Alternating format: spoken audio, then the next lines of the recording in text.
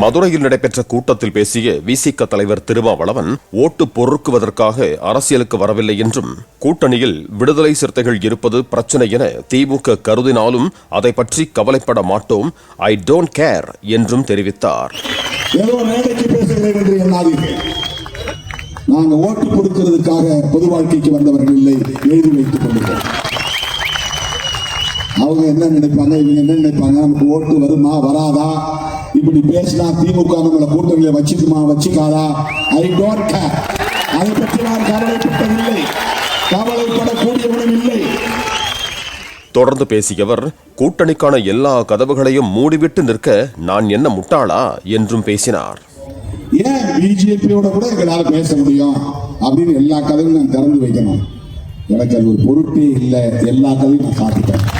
பிஜேபியா வேண்டாம், பாமகவா வேண்டாம், அதிமுகவா பிஜேபி இருக்கு வேண்டாம், விஜயா அவங்களால் உருவாக்கப்பட்டு களத்துக்கு வந்திருக்கிற தம்பி வேண்டாம்.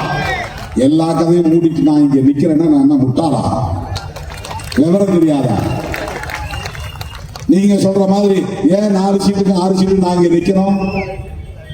ஏன் நிற்கணும் என்றால் நான் அம்பேத்கரி மாணவன், பெரியாரின் பிள்ளை, சனாதனத்தை எதிர்க்க வேண்டும் என்பதற்காக நிற்கிறேன். சமூக நீதியை பாதுகாக்க வேண்டும் என்பதற்காக நிற்கிறேன். அரசியல்வாதிகள் யாரும் எல்லா கதவுகளையும் அடைத்துக் கொள்ள மாட்டார்கள். திருமாவளவன் அடைத்துவிட்டு அரசியல் செய்கிறார். பாமகவோடு உறவு இல்லை.